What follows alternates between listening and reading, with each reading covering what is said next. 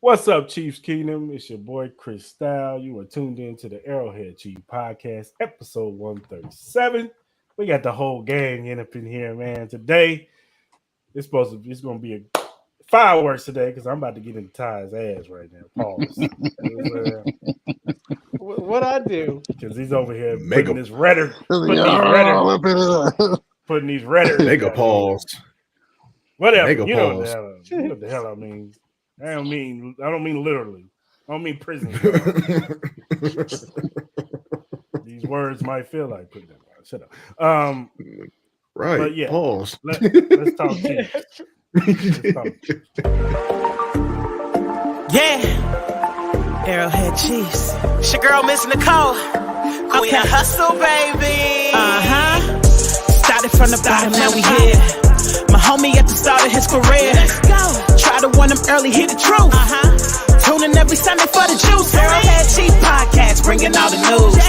If you missed the play, come back for reviews. Chris Style, out here rapping for the crew. Post game highlights, go subscribe on YouTube. If you missed the play, come back for reviews. Post game highlights, go subscribe on YouTube.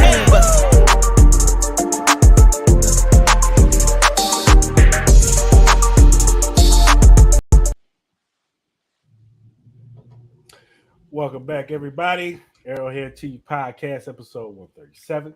Hope everybody's having a good Monday. I know school is back, so all the parents is going crazy. I ain't got to deal with that no more. I ain't going crazy. It's just another day. My kids get themselves up. You know what I'm saying? But what's going on, Clarence? How you doing, man? What's happening, bro? Chilling, good? dog. Yeah, man.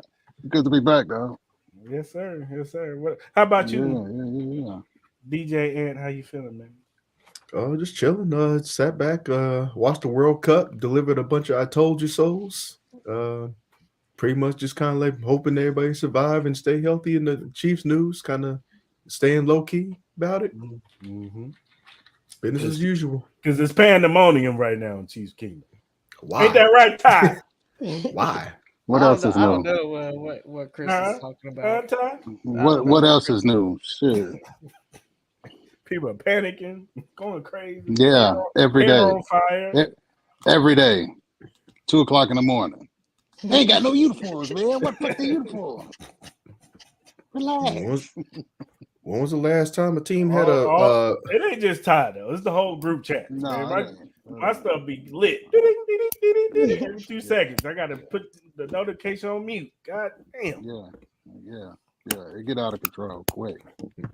when the last time a team that won the Super Bowl got a uniform change? Never. Never. I don't care. They go out there with practice jerseys on. Why don't they win Super Bowls, man? I don't know. I seen them. Denver Eagles did it before the throwbacks, Super Bowl. and I got a little jealous when I see them Eagles throwbacks. They throwbacks. They throwbacks, huh?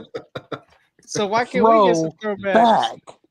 You can't do both of We them. don't- Honestly, I don't want to throw it back in the uniforms. I'm just saying, it's like it took us 50 years just to win another throwback. It's a throwback.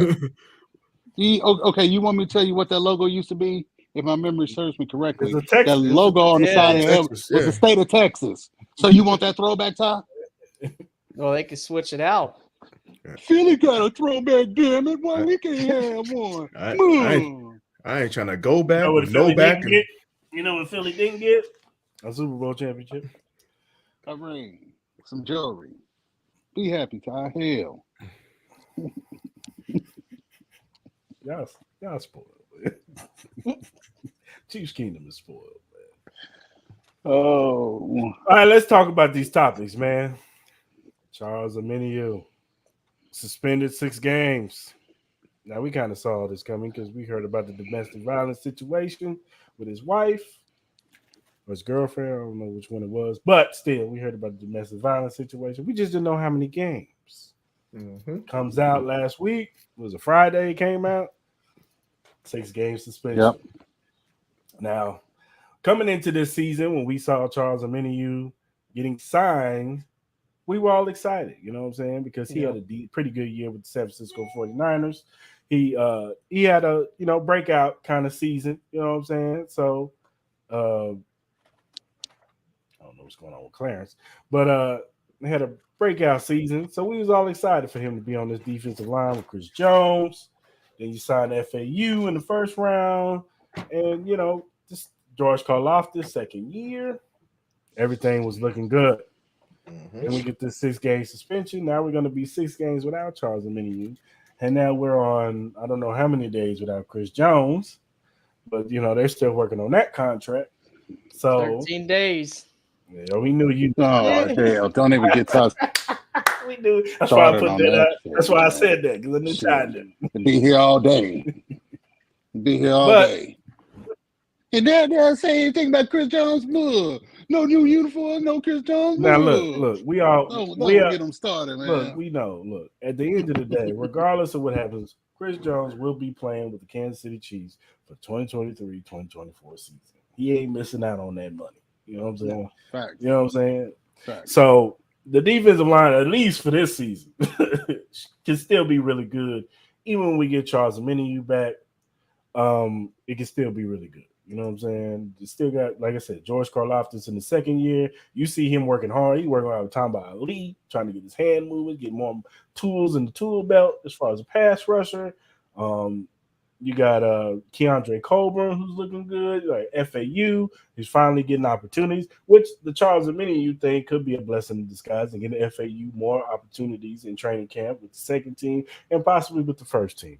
I still think they go out there and sign a veteran pass rusher, maybe get Carlos Dunlap, especially since he knows the system now. He'll be in the second year of the system, so he could just go boom up and running. You know what I'm saying? So, what are your guys' thoughts on the Charles Omenihu suspension? I'll start with you, Ty. Yeah, I agree with you. We knew this was coming when they signed him. There was talk about when they signed him that the suspension was looming, but ultimately, he misses the first 6 games, which is good because you don't want to miss in crucial time, throughout the season or towards the end of the season when you're fighting for that playoff seeding and that playoff spot. So with him being suspended 6 games, it forces you to play FAU a little bit more early, which should, help him come along. And then, like you said, you probably want to add a veteran pass rusher. Carlos Dunlap does make the most sense. You could probably add him after training camp. I don't really think he needs to be there. Like you said, he already knows the system. He could just hit the ground running. So why Chris needs to be there? I'm sorry. Go ahead. Well, Chris is a franchise player on defense, but No. Continue on a minute. Yeah, Carlos would make the most sense because, like I said, you could just pick him up. But there are some other names out there, some interesting ones. Jadeveon Clowney still out there. Melvin Ingram, who also played in the system, is still out there. So that'd be interesting.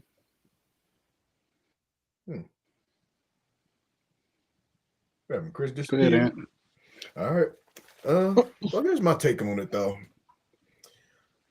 I don't think the defense get talked about enough.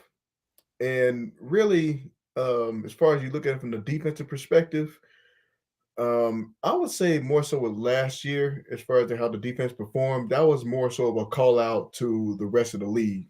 Like, we going to do our job and all that stuff. They got better. We saw the progression of, at least the Chiefs fans saw the progression of the defense and how they perform.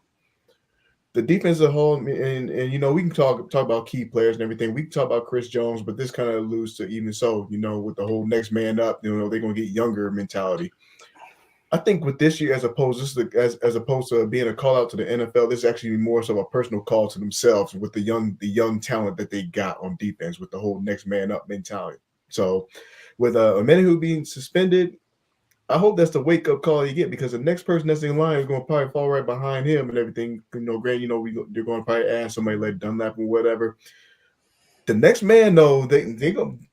You better be careful with that, because very much somebody else could step in and take that spot too, and there may not be a promise that you can get that spot back. So it's going to be very interesting to see what happens. I'm not concerned. I know we kind of we talked about, as far as with discussions, as far as with them, is a possibility of getting in the top 10 defense. What happens if they do without them? They show up and show out and look like a top 10 defense without them. What does that message look like? Yeah, I mean it's a possibility. I mean that means that George Karlaftis, that means that FAU, that means Yeah. that some of these young guys are coming out swinging in like the Mm-hmm. beginning of the season. You know what I'm saying? So That's yeah, what I'm. That's what my thought process is. I'm thinking like some of these younger stars and everything, they're gonna prove that it's not it's not just by just whatever as far as them showing up and clicking everything.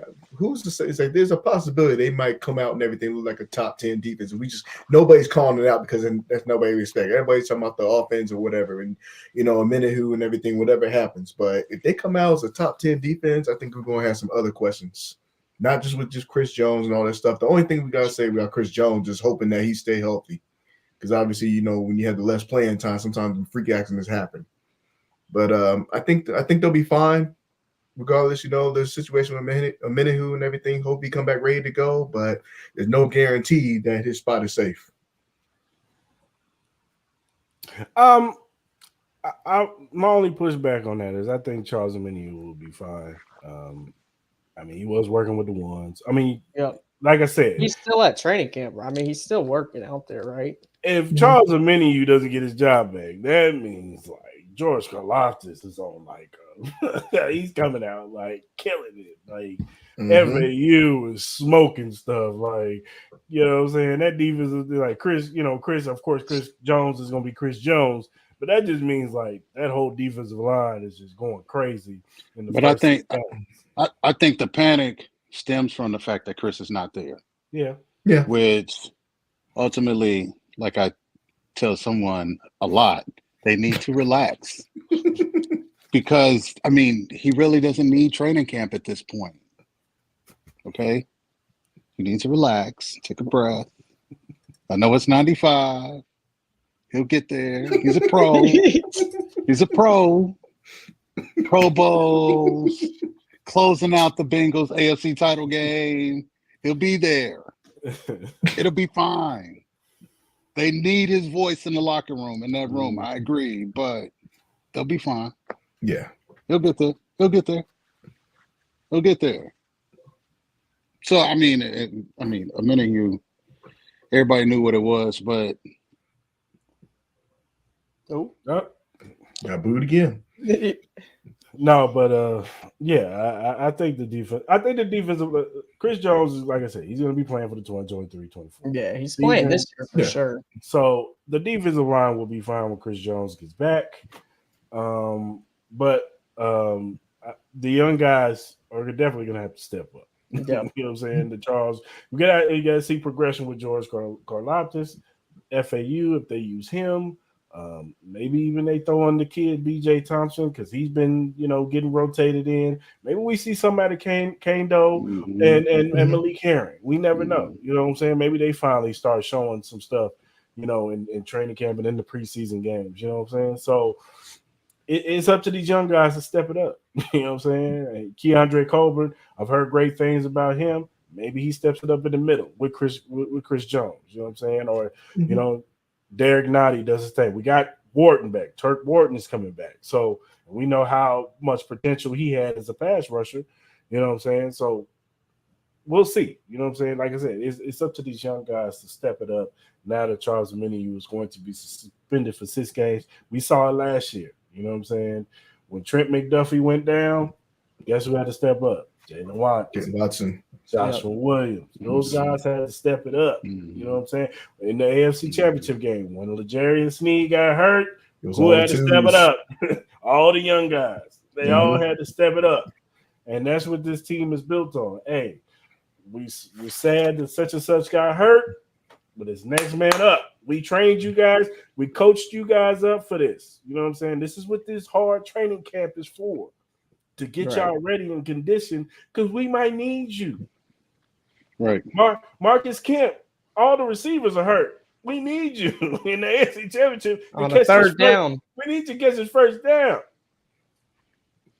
You know what I'm saying? That's what they do. That's how they condition these players to think. My number could be called. You know what I'm saying? So I just think on top of that too, it's like I think everybody's number one question as far as with defense, is obviously on the defense side is the defensive line, of course. But when you got the experience now as far with the secondary, and they're going to be able to throw a little bit more out there now that they got that experience out the way. We still yet to talk about the linebackers and everything. I think that's probably the more quietest group and everything nobody really talks about, and how that's going to be implemented and how that's going to work out. But I don't really have a concern in the world, and that's why the Chris Jones. When it happens, it happens. You just don't want. The only concern I have is just hopefully he don't get hurt. That's it, just like anybody else. Yeah. But I think he'll come. I think he'll come in ready to go. No, I agree. All right, man. Let's talk about some training camp takeaways. Now we've been hearing a lot about these receivers, boy. Justin Ross is the man. Mm-hmm. Sky Moore doing his thing. Rasheed Rice. Even MVS is looking pretty good. That chemistry with him and Patrick Mahomes looks like it's clicking. These defensive backs, Trent McDuffie is having a great training camp. Every time I look up, he's breaking up a pass or catching. The interception he caught today was pretty good. You know what I'm saying? I'm excited for Trent McDuffie. And these second and safeties, you know what I'm saying? Justin Reed's looking good. This defensive line is looking pretty nice, and these linebackers. So, what are your guys' training camp takeaways? I'm gonna start with you, Clarence. As far as training camp goes, I mean, I enjoy what I see from the wide receivers. The battle between the wide receivers and the DBs is always interesting, obviously. But I want to see more of the ladder drills with the running backs, dog. Like I want to see Prince. You know what I'm saying? I want to see the work that Clyde's putting in. I want to see the work that Jarek is putting in.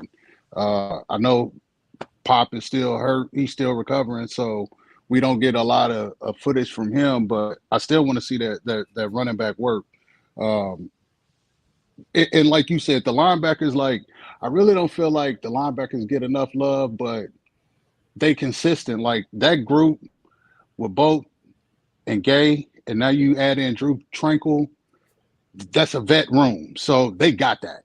You know what I'm saying? Like, yeah, it would be nice to see them make them plays though, because I heard Boat got a pick. You know what I'm saying? Like they showed like one of his picks, and that's it. You know what I'm saying? They're not showing a lot of the coverage, but it'd be nice to see that more. But I mean, yeah, you know what I'm saying? Like, all we really seeing is the progression of the wide receiver room, the DB battles. You know what I'm saying? It would be nice to see a little bit more, but we're gonna have to wait till Sunday to see it, to see if it's real. That's what I'm waiting on for real, for real. Mm-hmm. That's the real test, Sunday. Go ahead, Ty. Yeah, no, I agree. The biggest takeaway, I think, for me is now. Go ahead and say it, Ty. Go ahead and say it. Go ahead and say it. What do you think I'm going to say? Justin Watson taking all the reps from the young guys. No. Go ahead and say it. Go ahead and say it. No, what I was about to say is the offensive line has looked pretty good throughout camp. Even the one-on-ones I've seen. Donovan Smith, I know he lost, in that against FAU, he had struggled a couple reps, but he won a couple reps too. That's what you expect out of these battles. I mean, you want to see that guys, obviously get wins and then some guys getting losses. But the offensive line as a whole has looked really good throughout training camp. We haven't heard anything about them struggling or anything like that. We talk about this defensive line being improved. Obviously, if Chris was there, I think it would be a bigger test for the offensive line. Absolutely. Definitely. But the offensive line has looked great. The receivers have looked great. They're showing us so much receiver content. Like Clarence said, they're really not showing much from the linebackers or the DBs other than those one-on-ones, but they're not showing you the coverages or anything like that. Yeah, it's like as he was talking about, I think I was going to come from that O-line perspective too. That was my biggest concern. Like I would say, amongst any other position group. Even so, if you want to call it the receivers, I still have Ross as my dark horse to progress, and I think he's still on track. It's like that Clarence has been saying, we won't know until we see him on Sundays. As far as in real time, it's one thing when they in these training camps, and you want to see preseason, but it's a whole different beast though when they get to they get to hitting and doing all this other stuff.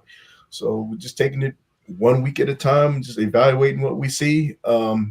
seeing some of the stuff that Donovan Smith is doing, those actually been above my expectations. So I got a little hope, but like you said though, with Chris Jones being out, it's just a whole different thing. It's a whole different look. So you're not going to get a real look as far as what we're actually getting. But I still have questions of the O-line. It's still my concern, but it's better than what I expected.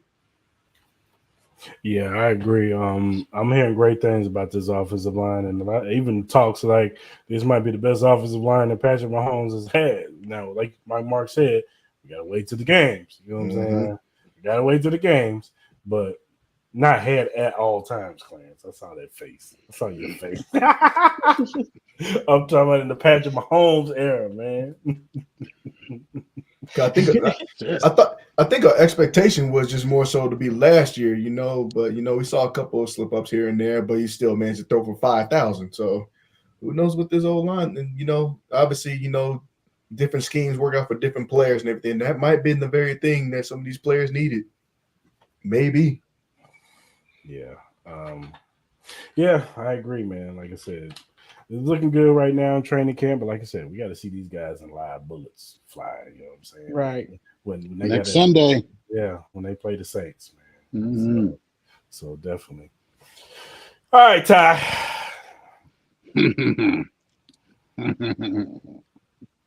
Ty thinks Veach's are bad at extensions. We ain't talking about hair.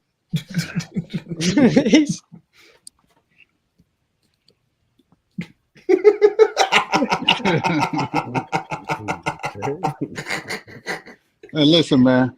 I don't do no mayo, dog. Yeah, me either. You fantasize about the wrong thing, brother. Ain't nobody eat no mayonnaise, dog. I don't know what you signed up for, but that ain't my type of party, dog. Like wrong podcast. You know what I'm saying? You may want to go look up.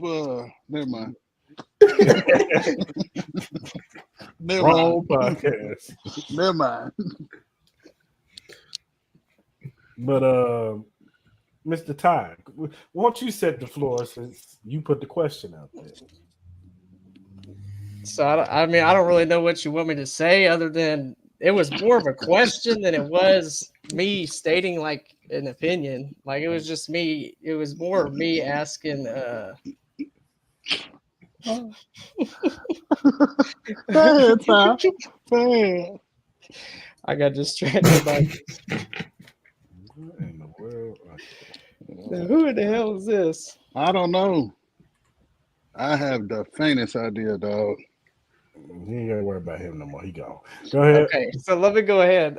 So anyways, I wasn't really saying it as, we got to see first with this Chris Jones extension, but if this doesn't happen, okay, Mahomes left a lot of money on the table. A lot of money. That's the only good extension Brett Veach has done, and Mahomes had to be willing to do that. I mean, it wasn't just like Veach said, here's this money, you got to take it. Mahomes was willing to leave that money on the table. When the Chiefs traded Tyreek Hill last year, they talked about so they could bring back Chris Jones. He's a pillar. The three guys. Who do we say it all year? 15, 87, and 95. You got to take care of those three guys. And here we are in August of 2023, and he's still not been taken care of.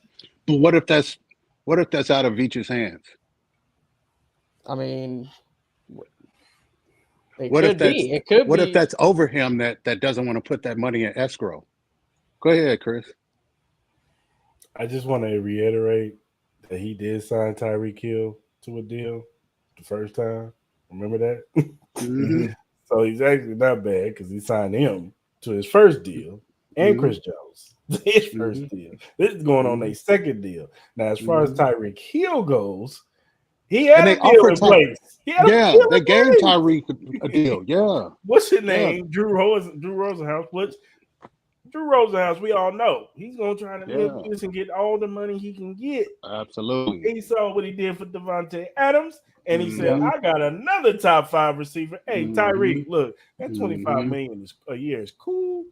And it's in South Beach. No But I state got tax. another team over here want to get you 30, man. And even No with state. and No even with state tax. Tyreek Hill, they still got him with a discount on that second time around anyway because of that whole Yeah. situation. So it actually kind of favored the front office. It did. It did. But I'm also trying to think also in the perspective as far as with the Patriots and stuff like that, and how they did their contract because they wasn't paying much of anybody. The only But they paid. They kept Richard Seymour house. They kept Teddy They did. Bruschi in house. Yeah. You know what I'm saying? Yeah, Like Vince Wilfork was there until he was Vince, like yep, 34, yep. right? Kevin So, Falk. Now, mind you, like the difference between Travis and Chris is that Travis understands he's not going to get paid the money that he Right. actually deserves. Mhm. So from that standpoint, Travis like, okay, I'm cool. I'm not going to rock the boat.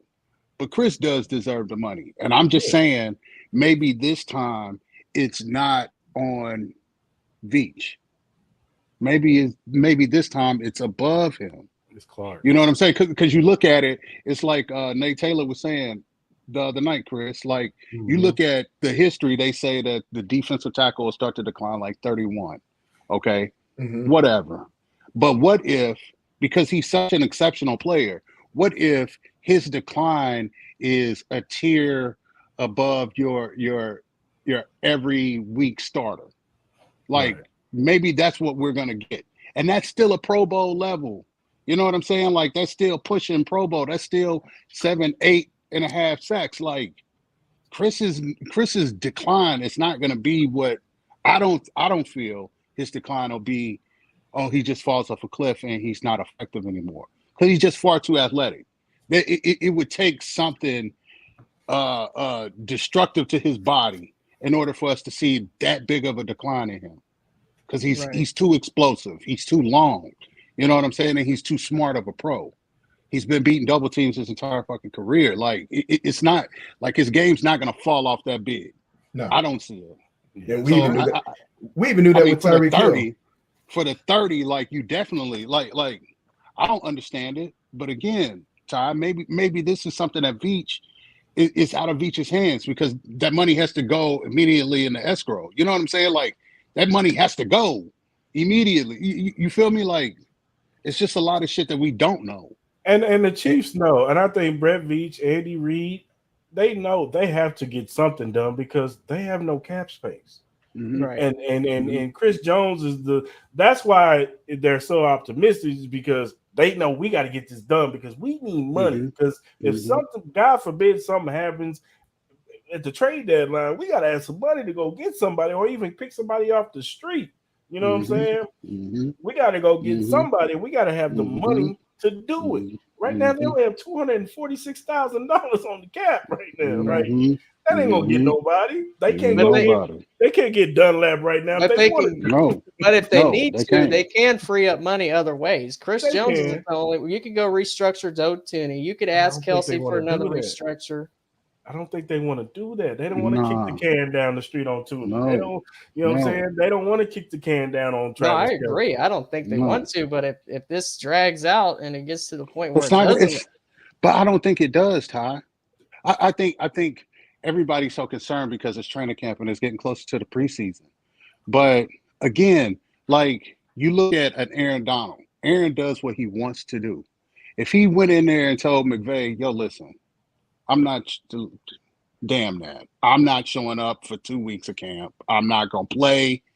That's what it's gonna be. That's what it's gonna. Ultimately, that's what's gonna happen. He's under contract. You know what I'm saying? So he'll be there in camp, but he's not putting on no pads, no helmet, nothing. If he say it, that's what it's gonna be. You got a situation with Chris where you're like, okay, so he's getting older. We want to preserve him. We want to keep this thing together as long as possible. Do we really need Chris here? Because we constantly are bringing in so many young guys on this defensive line that need to learn, that need to get acclimated. Does it really matter to have Chris here right now, other than just to be in shape, when we don't need him until September anyway? We don't. The expectation is not for him to come and get sacks in the preseason. What does that matter? We need him in January. We need him to close out against Burrow. You don't need him here right now. I understand it would be nice. It looks good, but you really don't need him here yet. Yeah. Now I agree with that part, Clarence. But to, I think Country said it last week in the comments, or it was somebody said it, but normally when players miss training camp like this, it leads to injuries because you don't have that ramp up period, right? So you're just going to jump right in and you're going to go full speed. There's no ramp up period at all. If he comes in the last week of preseason, you think Andy Reid is going to say, okay, well, Chris is here, so we're not going to do shit, or they're going to practice the way they normally practice? Because that's what I mean. They're going to practice the way they know. And now it's third week of the preseason. These practices are full speed. Okay, and they get a break. Right and they get a break after that third preseason game before the season starts. Right. So he's talking about 2 to 3 weeks of him being in-house working. So you mean to tell me that he's not going to be game ready week 1? I think the concern is Ty is looking at it from the perspective he's working his ass off right now. I think you know what I'm saying? I think the concern Ty is looking at is from the perspective like how Aaron Rodgers doesn't do his training camp. He doesn't show up to like the last week, and that's how it was. But Aaron's been there in New York. No, I get it. There the entire time. No, we're talking about that's like a new team. I know we're talking about prior. Okay. We're talking about prior to. I think that's the perspective as far as where he's looking at as far as like But this is we talking quarterback to defensive tackle. I mean, as far as the preparation, all that, yeah, you're talking about different positions and everything, but we're looking at from the preparation point of view. So I understand that you don't want them to get hurt and whatever, but pretty much this is why I don't really watch or kind of dive into it too much. I really do believe the deal's going to get dealt with soon. It's just not at the convenience of when we want it to be done. Right. I think it's going to get handled. It's going to be one of those things where we think none of it, and then we were like, oh, it just pops up. That's just what I'm looking for at this point. Mm-hmm. It could be the week before. It's gonna get done. Yeah. The Chris Jones situation, like I said, I think it's just minuscule things that they're going and should he get close to 30? Should he get close to this? Are they dead stuck on 28 million, 29 million? Right. Right. You know what I'm saying? Is it the years? You know what I'm saying? Is it that third year? I think it's the guaranteed money more than anything. Probably. Yeah, that's what I think too. I think it's a guaranteed anything also. Because the Chiefs, they like to have that option to get out. They want to get out. And if he shows a decline in his third year, they're gonna be like, all right, you know what I'm saying? Mm-hmm. And that's really the direction that they're going. And as far as with the Chief and everything, they're not afraid to go to the next man. Where they can rather have somebody that's 23, 24, and then they can teach them in the system that they want to go. It's just like they're doing with the DBs and everything. They just happen to click at the right time, and it all worked out. Mm-hmm. Yeah. But I agree with what you said, though, Chris. Like, you start to look at what they're drafting. Mm-hmm. I think you're starting to see that shift.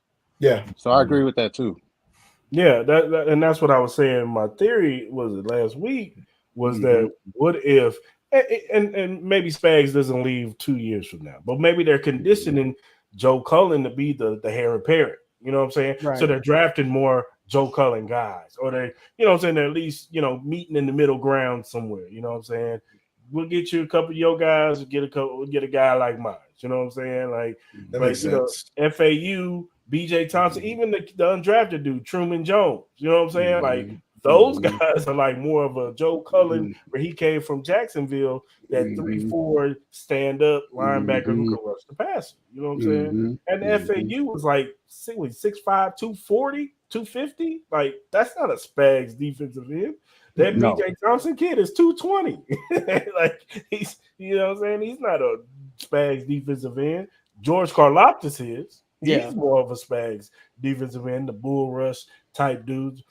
Joe Cullen likes the guys, the speed rushers. He likes the speed rush guy. Even Charles Omenihu is more of a hybrid. Like, he can go inside and outside. You know what I'm saying? That's more of a Joe Cullen defensive lineman. So even Keandre Coburn is not, you know what I'm saying, your traditional nose. He's not just going to eat up space. He can move a little bit. So I'm just saying, maybe they have a plan. Of course, they have a plan B, C, D. Yeah. Maybe this is their plan. Maybe this is their plan. No, I think. And I don't even think plan A was signing Chris Jones. I don't think Chris Jones is in the plans at all. They wanted to draft Mozzie Smith. They almost traded up to draft the defensive tackle. You don't do that if you're planning on giving Chris Jones 3 to 4 more years, do you? This is true. This is very true. I'm just saying, and I'm not the only one saying this. You can go on Twitter. Right. I was talking to Bryce Carter from Arrowhead Pride earlier. He said he doesn't think the deal gets done. The way it's going, the direction it's heading in. Here's my pushback on them not having Chris Jones, and is they want to re-sign him.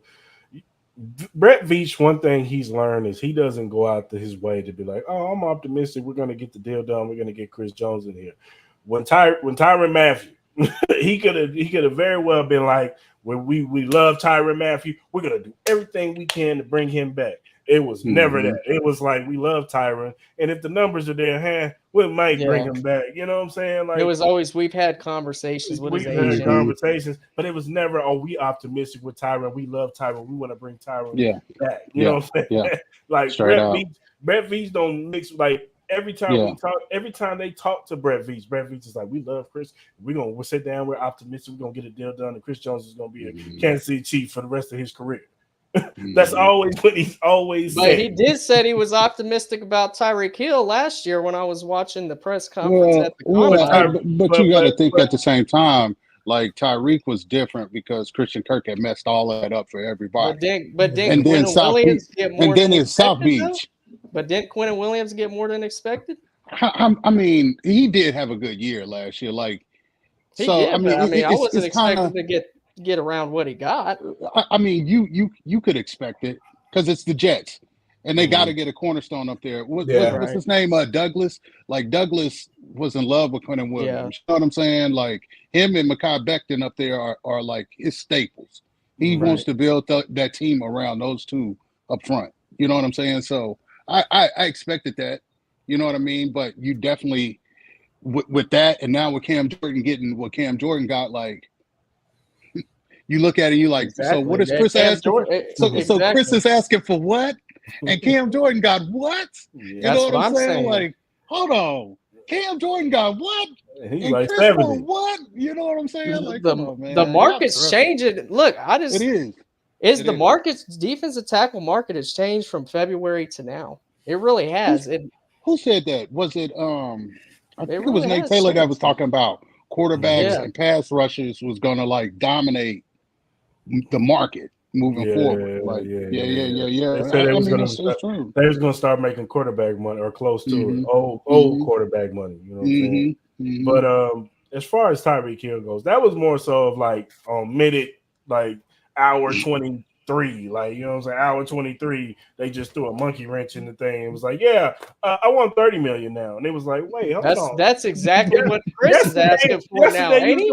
Yesterday, you was gonna sign on the dotted line. But that's what Chris is asking for, ain't he? The same amount. But we haven't Chris heard. Is older. But we haven't heard. Oh, Chris Jones. Chris is 29. Tyreek's what, 27? So I mean, 27. Yeah. But look at where Chris is in comparison to where Reek was, and you can thank Christian Kirk for that shit. Well, yeah, Christian Kirk got that contract and it blew it up. But I'm just saying, the defensive tackle market has blown up this offseason, whether you want to admit it or not. It definitely has. From February, if you look at the contracts that was out there back in February to now, you wasn't expecting all these guys. Quinnen maybe, but Cam Jordan, was you thinking he's going to get $27.5 million? Mm-hmm. Because I think if Devontae Adams had got traded to the Raiders and they was only giving him $27 million a year, then I think Tyreek Hill stays. You know what I'm saying? Yeah. I think he stays with the Chiefs. But since he boosted all the way up to $30 million, and they have the same agent, because even if they had different agents, isn't that why Pat left money on the table? So $2 to $3 million doesn't matter. I mean, you don't leave that much money on the table, and then you walk. Chris Jones. Yeah, he did. Yeah. The first deal though, and they signed him. The first deal he did. Remember, Chris Jones and Patrick Mahomes signed their deal the same year. The same time. Yep. Couple weeks apart. The same year.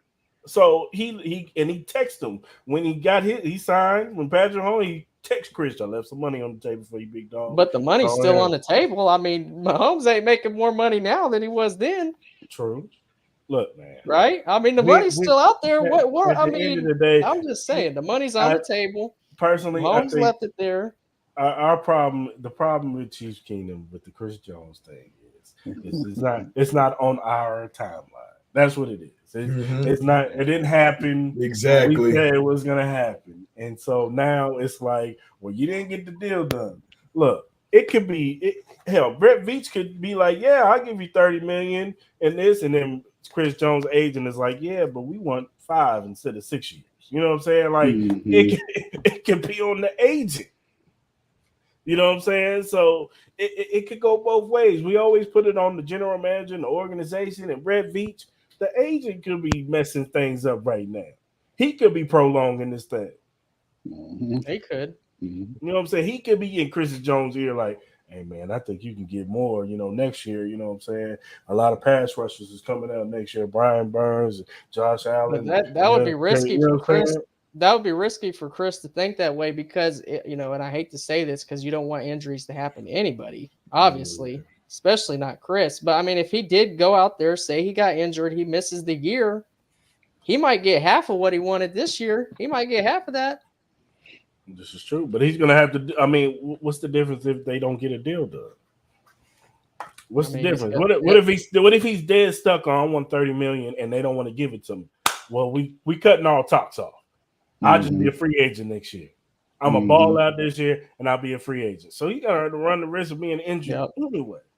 Yeah, I mean, it can go many ways and everything. He balls out and then say if they do get another Super Bowl title and everything, that's going to push up his stock even more. Maybe 40 million. Because then here's another argument now you can make. You can say Aaron Donald, he has one for the amount that he's getting paid is the most high paid. And Chris Jones would have 3. Where he'd be having 3, and then you can really make that argument. And let's say he gets 16, 17, 18, 20 sacks this year. You know what I'm saying? He definitely getting $40 million. Somebody's gonna pay him.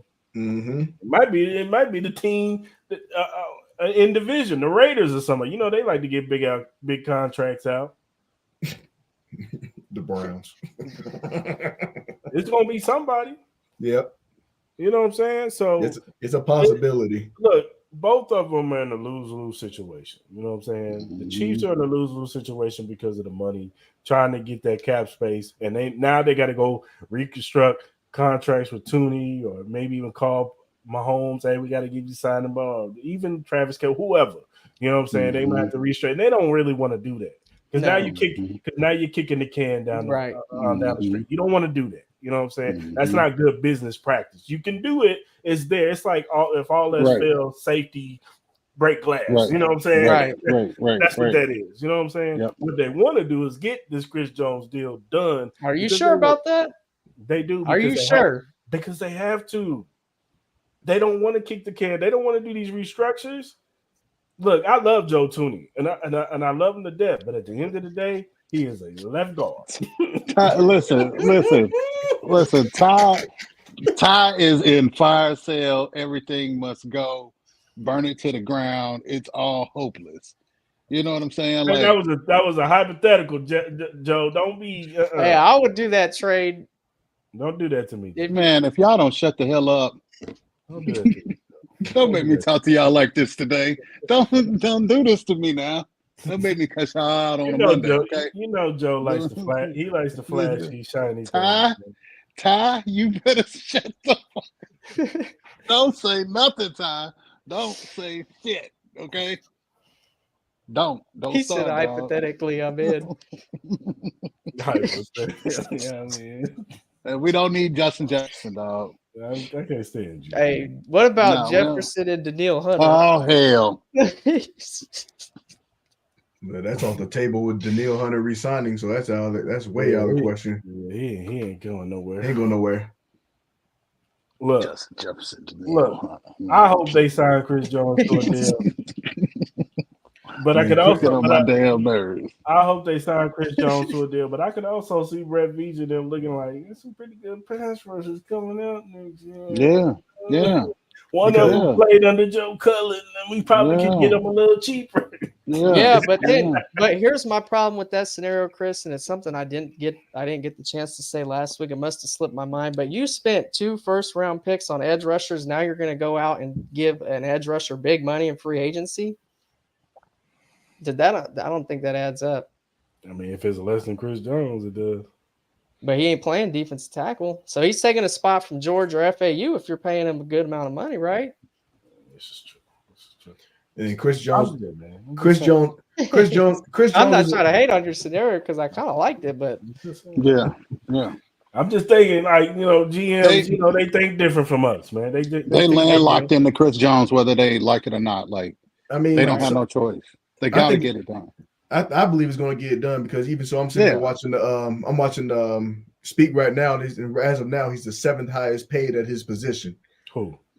Chris Jones. He's the 7th highest. I'm like, something's got to get done. I don't see him going in there with 2 Super Bowl rings, and then him still being held at that 7 spot. Nah, something's going to go. I think he's going to get up to that 2 spot. And it would be one thing if there wasn't key moments that people can call back to that Chris Jones has made. right. But there's one in particular that I can call back to right now. He got Joe Burrow when we needed it the most in the championship game. He played the game of his life easily. That was the game of his got career. him, dog. 2 sacks, He got 2.5 him, dog. sacks. He had actually this was his best. Gotta bring him back.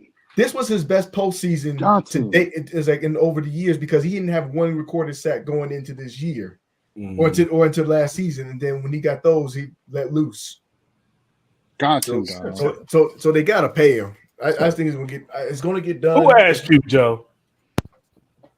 Who asked you? Now they a formidable tag team, ain't they? Kane and X-Pac. That's what they are. X-Pac. That's what they are. Kane and X-Pac. Our truth up in there, man. Come on.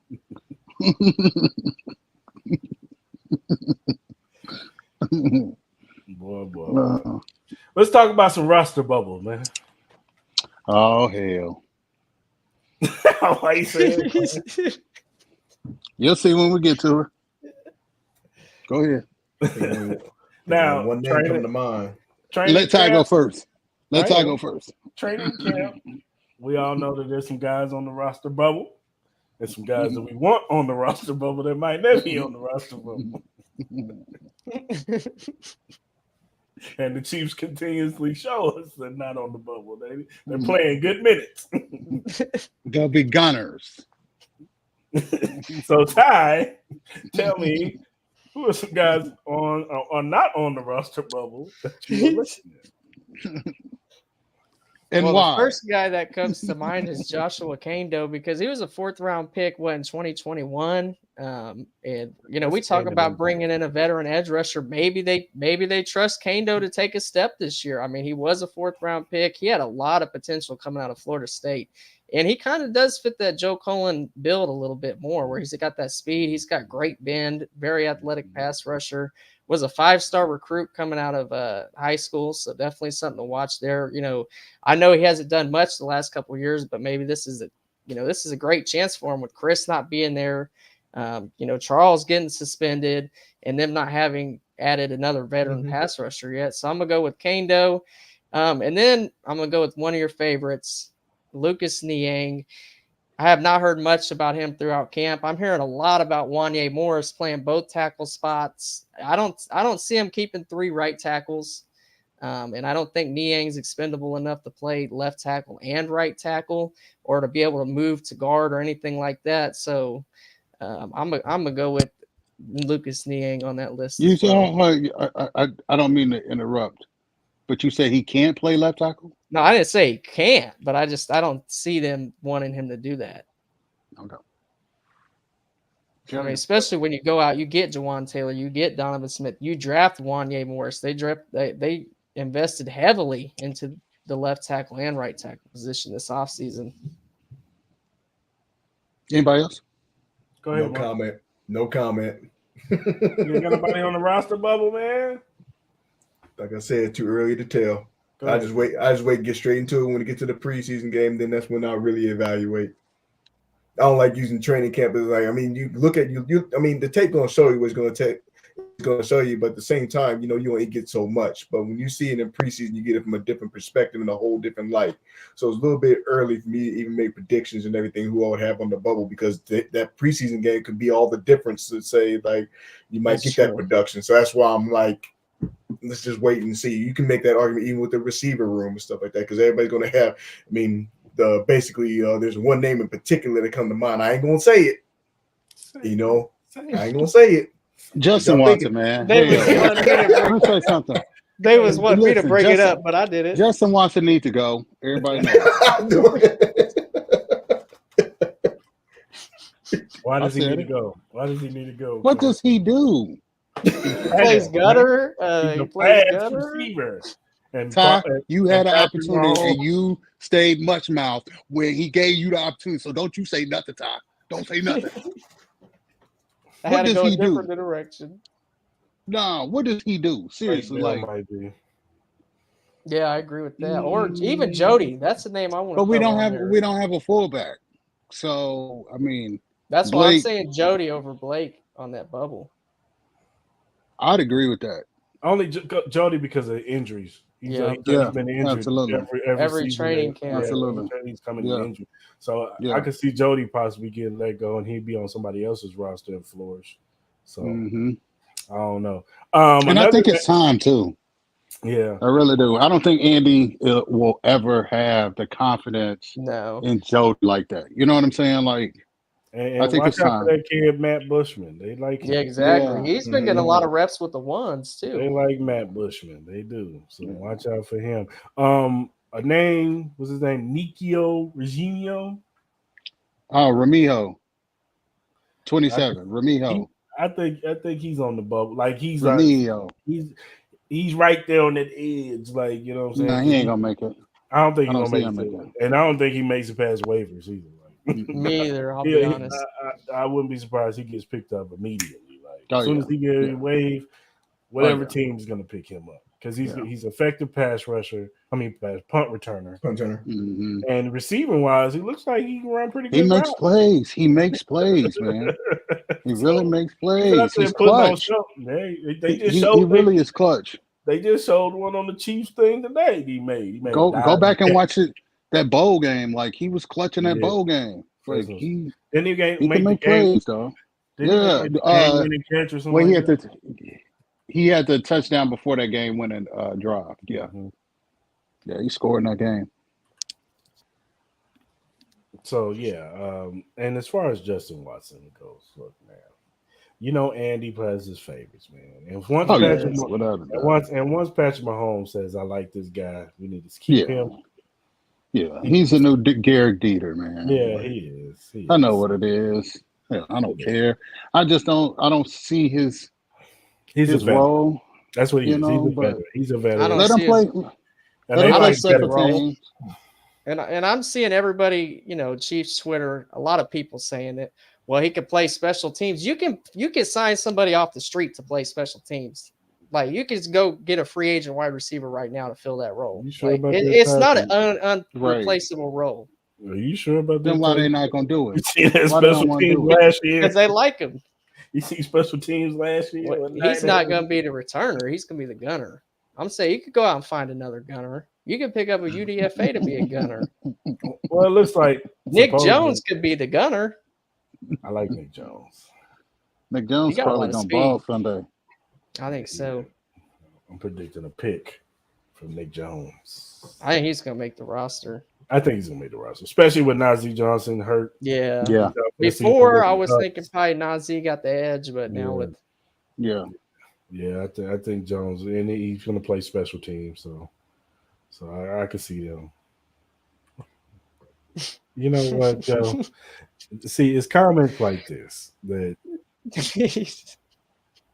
you're lucky I like you, Joe, because I'm about to kick you out. I was about to I kick you wish somebody would just DDT Joe right now. See, he just need a good DDT, dog. Snap him back to reality. You're lucky you're our brother, man. And we Where they love slap the back of the neck before they yank him down and everything. because it's Watson and like if you said like Scott Moore and Jefferson, MVS and Jefferson. No, he said Watson and Jefferson. That's what I'm saying. If he had said Ross and Jefferson would be scared. I mean, damn. if he had said Scott Moore, Two generations of talent. he said what? He said I ain't got time for this today. I don't. I ain't got time for this time. Oh man. All right, right, y'all. Let's switch it up. Now, the Hall of Fame was this past week. Yep. And this year, 2 Chiefs are up for the Hall of Fame. Jamal Charles, Eric Berry. Now, we all know how highly touted those 2 players are for Chiefs Kingdom. Yeah. We hold them high regard. You can say Jamal Charles is probably number 1, number 2 best running back in Chiefs history. You know what I'm saying? I probably put him number 1. You know what I'm saying? So Jamal Charles was special in his prime when he was healthy. He was the whole offense. Come on, dog. And I think he still has the record for yards per carry with 5.4. So, you know what I'm saying? So he was so good. And he was before his time. Andy really. was happy running the ball. yeah, I know. Yeah. He was that good. Andy Yeah, was like, yeah. "Yeah, we're finna run this thing. We're We gonna running throw him good. like 4 or 5 screens a game, and he's gonna. Y'all know what to do. Give him 25. Give him Yeah. 25." Yep. So Exactly. I was like, So- "Look at Andy growing up. Wrong. Wrong. Wrong." I don't know. Kareem Until he Hunt, got Pat. he ran the football with Kareem Hunt. He ran the ball. And when we had Alex Smith, we always had a running game. Even that year that Jamal Absolutely. Charles first So you got had hurt. to. Remember Sharkandrick Yeah. West, Spencer You had Ware? to. Yeah. There's Yeah. another guy in that mix I'm missing too. They all had a good year. They went on a 10-game winning streak that year. Yep. And now, as far as Eric Berry goes, you know what I'm saying? Eric was special. Goes without question. He was special. You know what I'm saying? He could play was. free, and he could play free. He could play strong.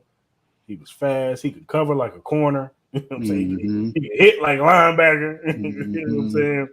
He even had Mhm. 2 first team All-Pro back-to-back seasons. I think 2016, 2017. I think 2017 was probably his best season ever. He actually won us a few games that year, especially that Yeah. Atlanta game. That Atlanta game, he won it. Mhm. Was that game where he had a pick 2 or a pick? It was one of the 2. I think what it was. He picked Matt Ryan in the end zone. So Yeah. Mhm. took it to the house for that 2-point conversion. So Yeah. and this was coming off of cancer. You know what I'm saying? He had leukemia. Yeah. He Yeah. came back better than ever off of cancer. So Yeah. unfortunately, after that season, we was the season where we had beat New England that first game on prime time. He Yep. got hurt towards ACL, and it was just like kind of downhill from there. Never really recovered back from that injury. And he had a really good game up until that point too, because he was locking Yeah. Gronk down. And Chiefs Kingdom kind of turned on him when he said, "Oh, it's not in my spirit," which what you want the man to say? You know what I'm saying? Right. He wasn't feeling it. Like his leg wasn't right. Yeah. You know what I'm saying? That's normal. And then also in that final season, you saw the frustration that he had With when he was with that- cussing out Orlando Scandrick. Yeah, I know. Yeah. who wasn't. It wasn't just him. He was frustrated with the defensive scheme. That's just bad sorry. corner, bad. That was terrible. It was. He had enough of that at that point. But my question to you guys, maybe not first ballot, but do you No. guys think these guys are Hall of Famers? Without question. Go ahead, my bad. No, go ahead, Class. Yeah, you go ahead. Without question, dog. I mean, without question. I mean, it would be it better not take 5-6 years before they get in. You know what I'm saying? I think it will, honestly. And that's what Not with how Especially- impactful that they were, dog. Especially Jamal Charles, because unfortunately, Jamal Charles was in the same era as Adrian Peterson, Yeah. Mhm. Sean McCoy, Mhm. who else? Chris Johnson. Yep. Like he was in there with some elite Even running backs, and Maurice he kinda, Jones-Drew was even. Drew. I mean, you can throw it like there. he kind of, and as great as Jamal Charles was, he was kind of lost in the shuffle. Like people knew who Jamal Charles is, of course. You know what I'm saying? He was a beast coming out of Texas. You know what I'm saying? So, Mhm. but he kind of got lost in that shuffle because Adrian Peterson. Remember, the same year that Adrian Peterson came back and won that 2,000 yards on the ACL team, Yep. so did Jamal Mhm. Charles. Jamal Mhm. Charles had 1,500 yards that year. If Yep. Adrian Peterson doesn't exist, we talking about Jamal Charles that year. You know what I'm saying? So he kind of got lost in that shuffle. And then, like I said, say what I know, Chiefs Kingdom, LaShawn McCoy, whatever, but Eagles LaShawn McCoy was great. Like we're not, Yeah. For real, Yeah, for he real. was. we not Yeah. gonna do that. Eagles, Before he got LaShawn traded to McCoy, Buffalo. yeah, even at Buffalo, he was. Yeah, Yeah. even at Buffalo, he was balling. The Yeah. first couple of years, Yeah, yeah. he wasn't even bad at Buffalo, but Eagles, Yeah. LaShawn McCoy was special. Like, Yep. We're not even doing that. Nobody cared about the way he handled the ball back then. Because he had No. been holding the ball like that. Yeah. And he was Yeah. smoking Yeah. food. So Yeah, he was. he Yes, just he was. he got lost in the shuffle. And so I think that's gonna hurt his chances. Do I think he gets in? Maybe, eventually, possibly. Hmm. I don't know about Eric Berry though. I don't know At some about point, I think at some point you get in. I think part You of know that what I'm saying? too. I think part His of that writers are too. changing. Go ahead. My bad. Not even just his performance, but I think part of his story though is like Yeah. people like Yeah. a good story, and I think that Right, story is yeah. just enough to bolster him in and to be able to come back and do what he did. I think that's just enough to do it. To get Yeah, him I into. don't know with Eric Berry. Like I said, he was special when he was in his prime, man, and he did get lost. I think sometimes they kind of forgot about Eric Berry because he was in the same time with Earl Thomas when Earl Thomas was really special. Yeah. He's Cam in there with Chancellor. Ed Reed is still doing his thing. Troy Polamalu was doing his thing.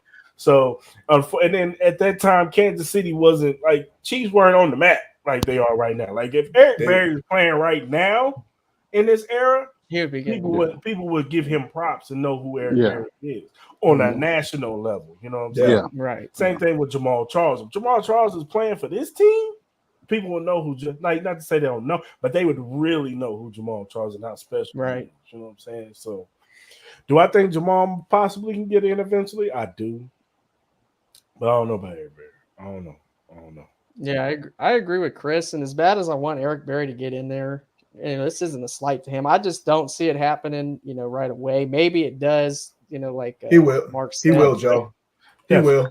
Definitely. Yeah, he should definitely be in the Ring of Honor. I agree with that too. And maybe you retire his number and stuff like that because he came back off of that season, of having cancer, and then he had a great season that next year. I mean, I remember that Atlanta Falcons game where he got the pick 2. We ended up winning that game. He shut down. He was actually known for every time him and Gronk went up against each other, it was a very good matchup, and he would normally get the better of Gronk.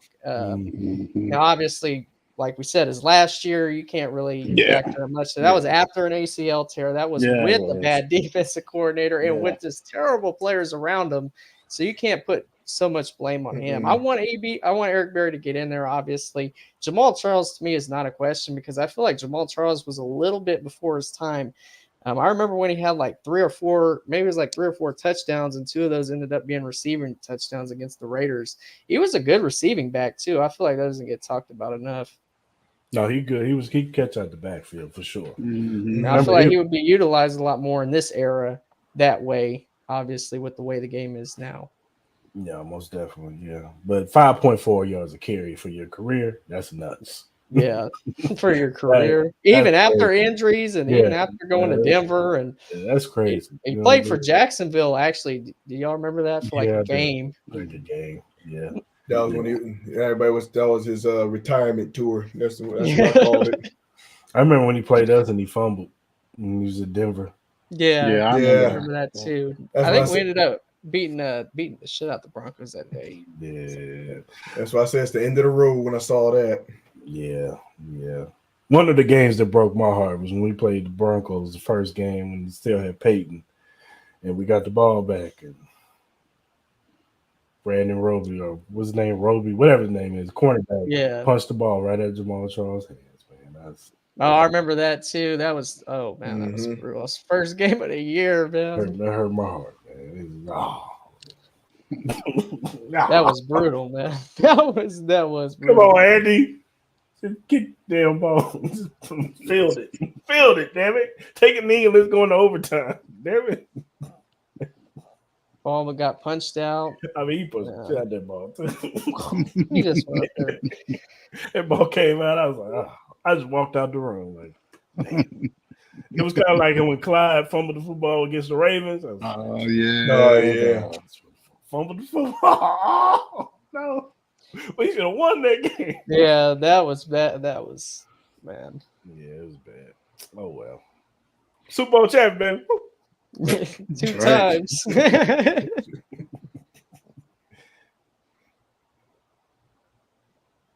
Oh, damn.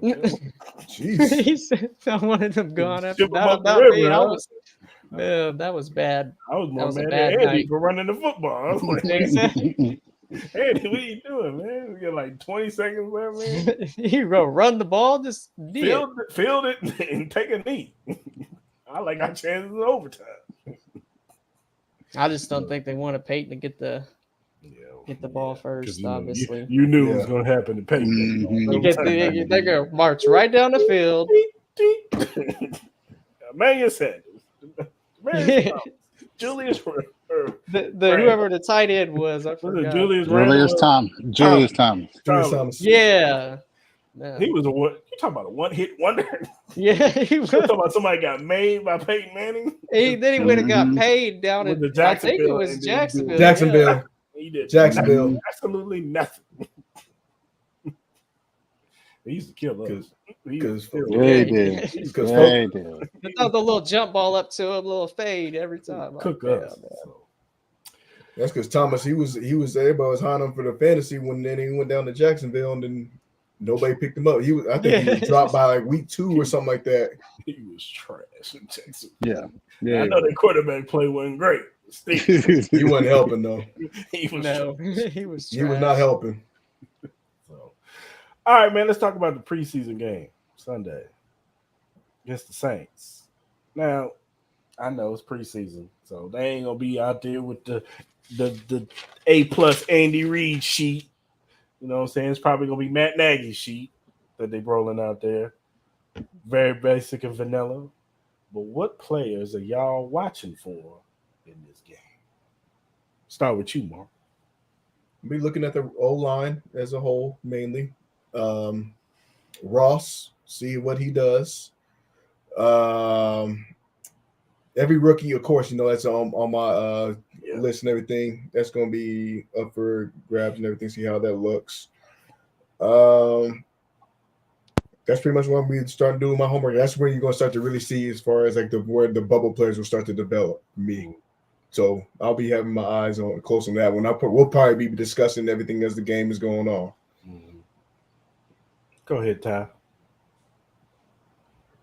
Yeah, I'm gonna go with the receivers. Obviously, you want to see Ross, you want to see Rashee Rice, you want to see Sky Moore. I'm definitely gonna be watching the offensive line, like Mark said, the defensive line too, to see what kind of pressure they're getting, and just to see, kind of a sneak peek of what they're doing without Chris Jones a little bit on the inside. See who's rotating in. I think Coburn might be starting. Yeah.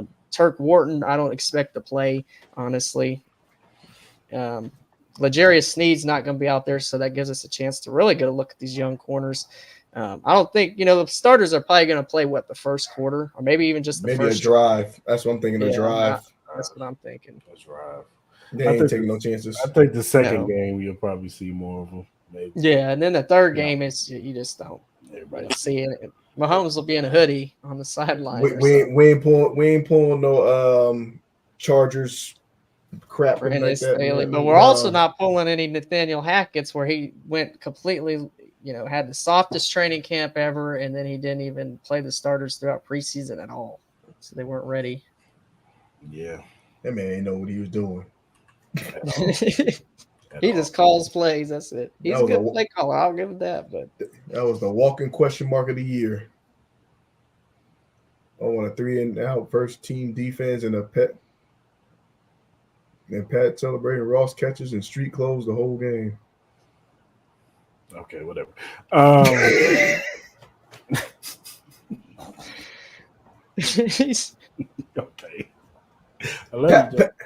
Pat might be stubborn. Pat might be stubborn though and get 2 drives in though. Yeah, that's I what remember I see. last year he got 2 drives in that first preseason opener. Mm-hmm. Especially if they're not clicking everything, he gonna want to get another series in. That's just how he is. What you got, Clarence? Who you looking at? El Travidor. I want to see this pass rush for real. Yep. Because if they can't affect the pass rush, it puts a lot of pressure on that back end. And obviously the wide receivers, if they get opportunities, I want to see Justin Ross if he can catch in a game. I want to see Rashee Rice if he can catch in a game. Right. You know what I mean? Like it's easy in training camp going up against the same dudes every day. You beat Joshua Williams in training camp. You beat Jalen Watson in training camp. Go beat Marshawn Lattimore or, what's his Right. name, Taylor. Because Taylor is a dog for the Saints. You know what I'm saying? Like, get off the ball. You know what I'm saying? Catch a pass. So, yeah, that's what I want to see, man. I just want to see these young kids and see if they transition what they do in St. Joe to New Orleans. Also want to see Prince too, of all the running backs though. I was just about to say that. That's the interesting one. I've heard a lot of different things, comparisons with him. I want to see if he is what people are saying that he is or could be. He's gonna run somebody over Sunday. Probably run past somebody too. Yeah. So no, but yeah, Prince is a good one. Prince is gonna get. I remember. I think he's gonna have the Ezekiel moment. Yeah. Mm-hmm. Prince is gonna get like probably 12 to 15 carries, honestly. He's gonna run somebody over, dog. I think he will get a lot of carries. He's gonna run somebody over, dog. Somebody gonna get Pacheco, it. Especially in the third quarter. Exactly. I remember last year. year when they had Pacheco and he got like 10 to 15 carries throughout preseason. So I think we see around the same workload for him. I just want to see him put some kind of pressure on the situation with Clyde. I tell you, see how he responds. Speaking of Clyde, I tell you what, if Clyde Edwards-Helaire gets a lot of snaps, that lets me know a lot. Yeah, that lets me know something too. Especially playing against the Saints.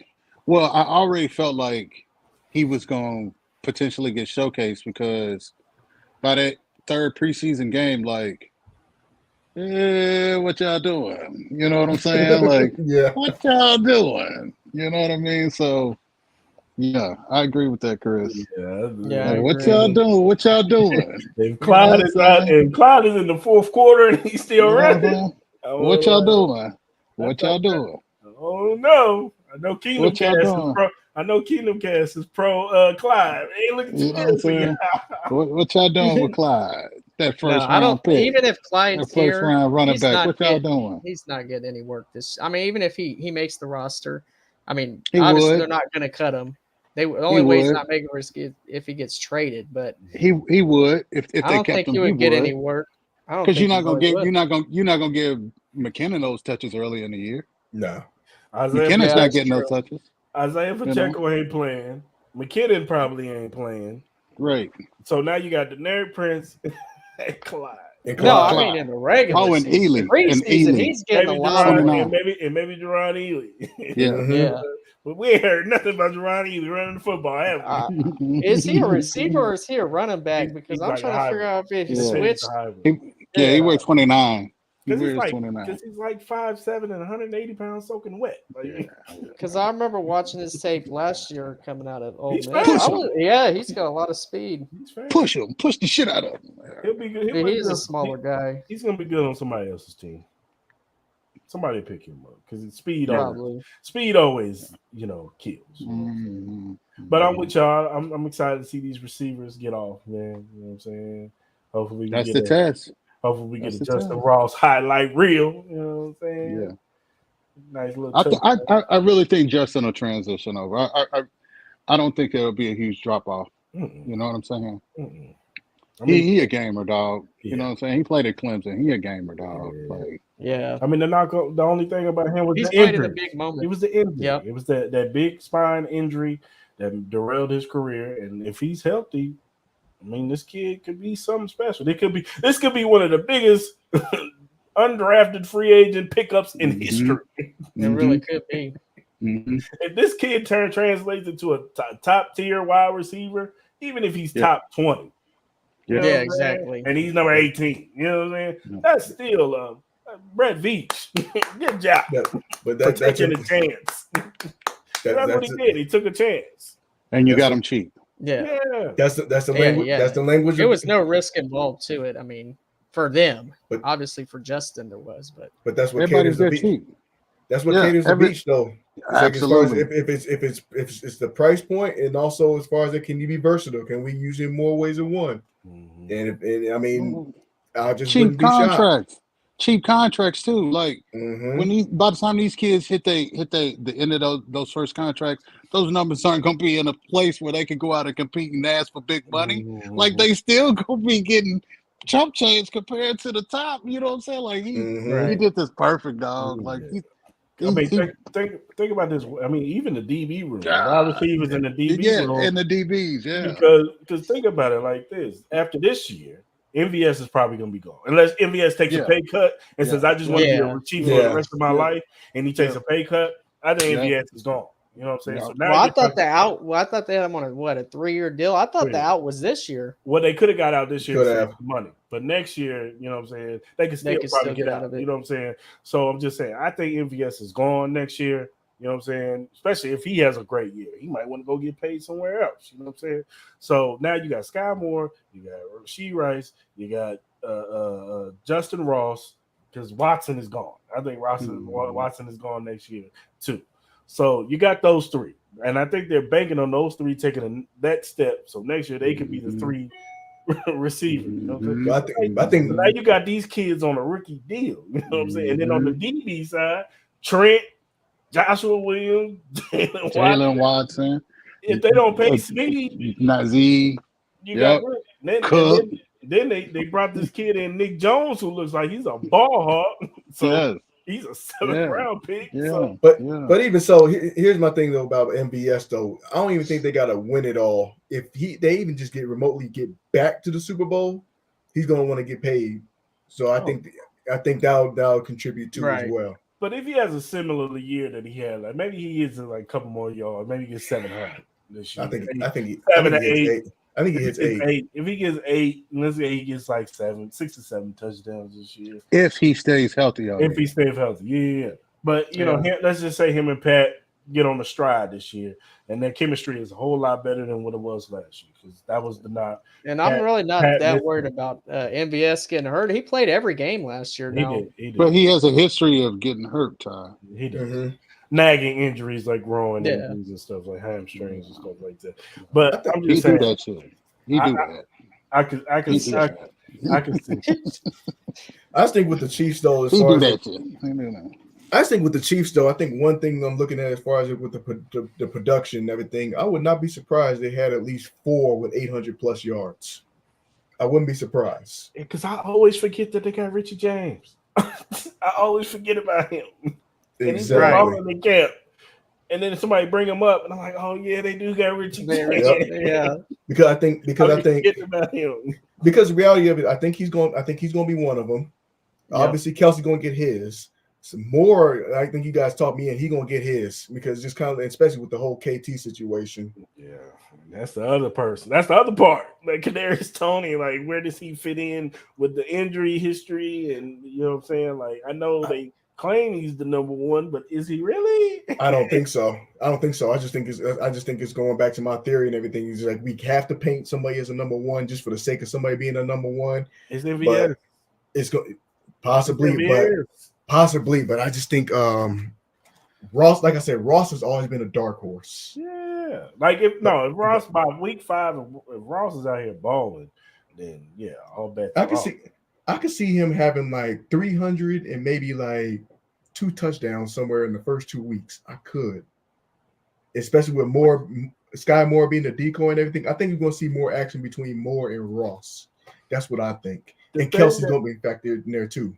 The thing that's working for Ross too is that he got a year in the system. Like he's not some rookie just learning the system. Like he knows, he's been in the classroom with them. He knows the scheme. Like it's just about just going out there doing it. Like, you know, it's one thing to know the system, but you still got to go out there and do it. But I think that benefits him that he got a year, got to read the playbook. Now he knows the terminology and the wordplay. It's just him. It's just him and Pat Mahomes getting on the same page. You know what I'm saying? I think the expectation that we expected in Gordon, I think that's probably going to get a Ross this year. That's what I think. I mean, that's what I think is going to happen. I had no expectations for Josh Gordon. I just want to check.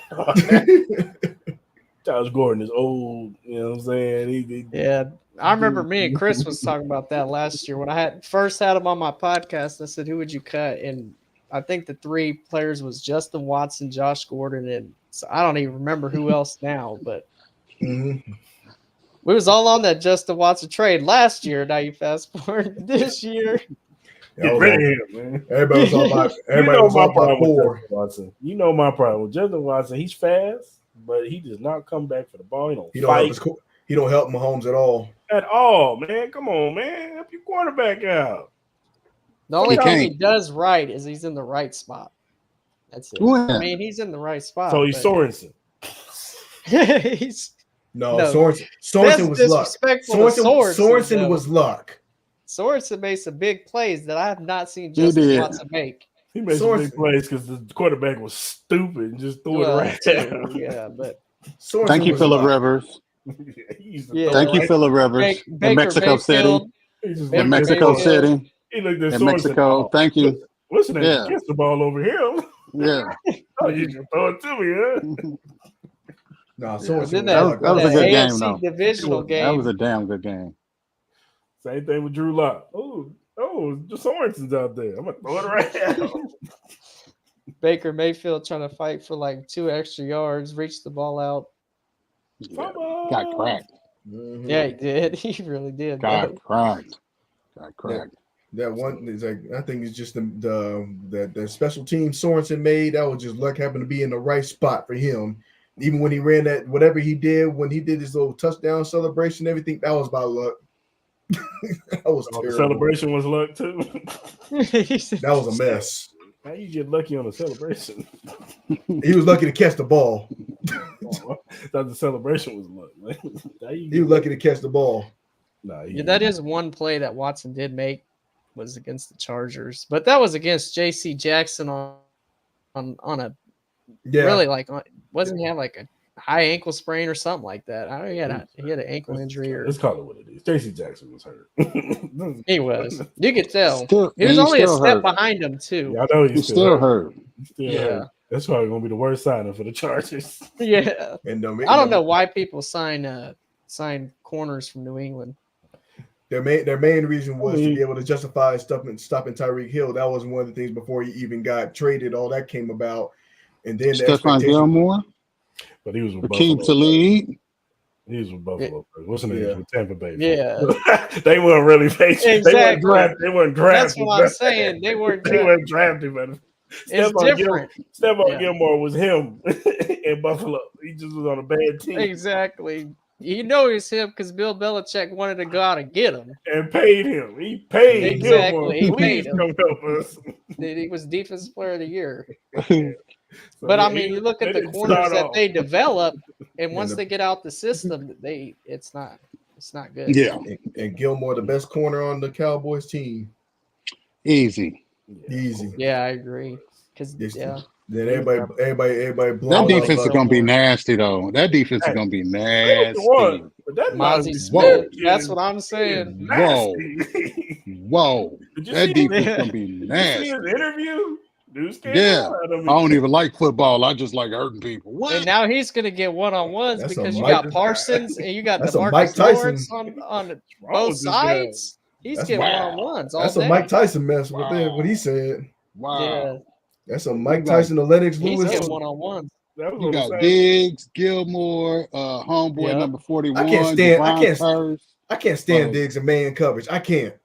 He's not good at Peters. it. He's He's not not a press good at corner. man coverage. Yeah, he's Marcus not Peters. Yeah. He's He never Peters. was. Gilmore is a press Come corner on. though. Yeah, Gilmore is. They hype him up. way Diggs too never much. was. But Because he was getting the picks. Like Yeah. all you gotta do is sit back there and catch him.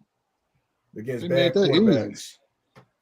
Yeah, I know. But he was passing. What's the NFC? So you take that with a grain of salt. NFC don't Yeah. have a lot of top tier quarterback play.